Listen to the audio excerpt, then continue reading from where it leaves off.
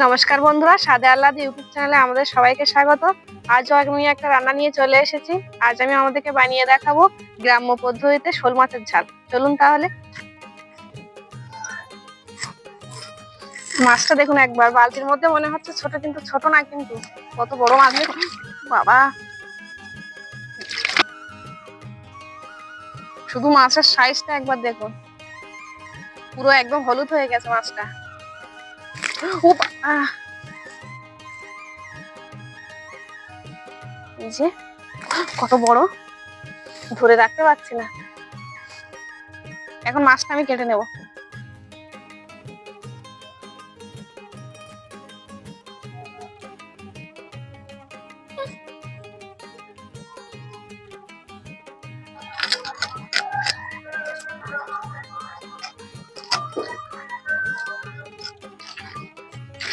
বাবা,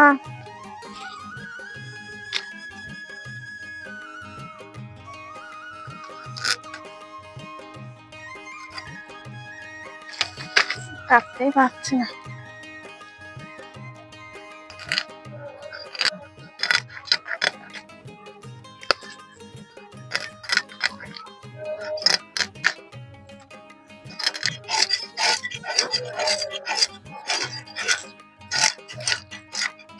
মাছগুলো একদম হলুদ হয়ে গেছে, মানে অনেক পুরানো শোল মাছ কিন্তু এটা।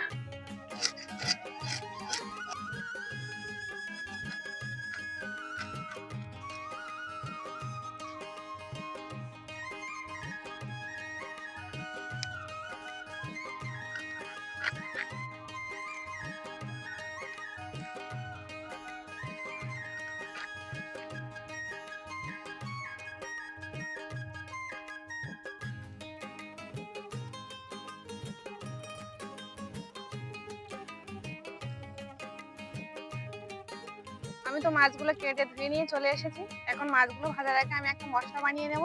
মশলায় কি কি নিয়েছি মশলাগুলো একবার দেখে নিই। আমি পেঁয়াজ কুচি দিয়ে দেবো, আদার টুকরো, রসুনের কোয়া, টমেটো আর 4টে শুকনো লঙ্কা। এখন এটা আমি ভালো করে একটা পেস্ট বানিয়ে নেব। এখন আমি মাছে দিয়ে দেবো হলুদ গুঁড়ো আর দিয়ে দেবো লবণ। ভালো করে এখন মেখে নেব।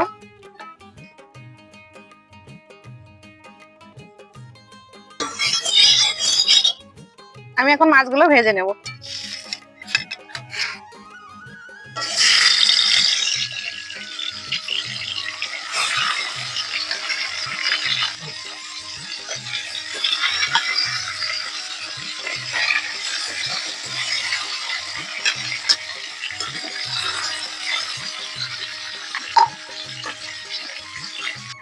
মাছগুলো আমার এক পিঠ লাল করে ভাজা হয়ে গিয়েছে। এখন আমি উল্টে দেবো।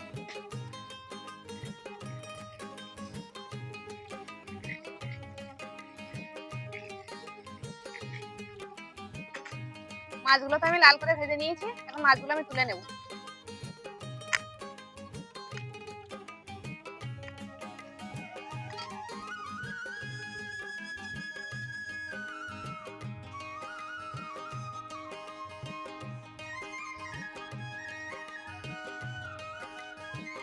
মাছটা আমি ভেজে নিয়েছি, আর মাছ ভাজার যে তেলটা আছে সেই তেলে আলুগুলোও ভেজে নেব।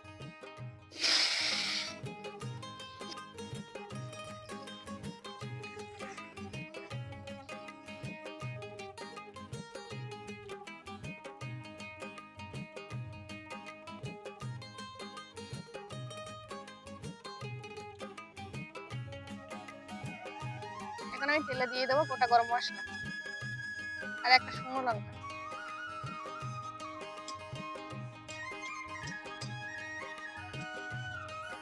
এখন আমি কড়াইতে দিয়ে দেবো যে মশলার পেস্টটা করে রেখেছিলাম, সেই মশলার পেস্টটা এখন আমি তেলে দিয়ে দেবো।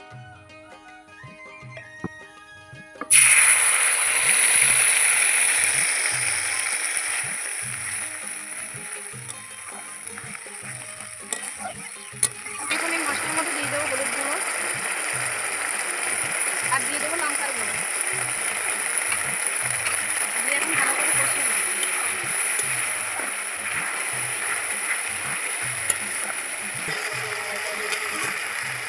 এখানে আমার মশলা থেকে তেল ছেড়ে দিয়েছে। এখন আমি ভেজে রাখা আলুগুলো দিয়ে দেবো।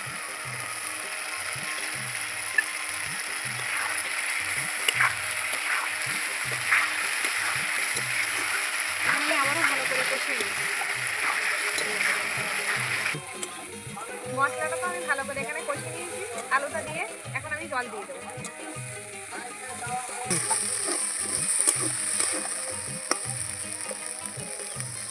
আমি মাছগুলো দিয়ে দেবো।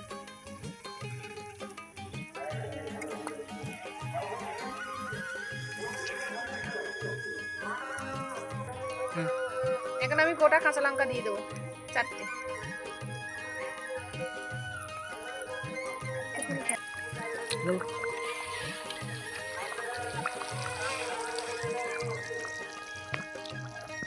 আনার আগে দিয়ে দেবো ধনে পাতা কুচি আর গরম মশলার গুঁড়ো।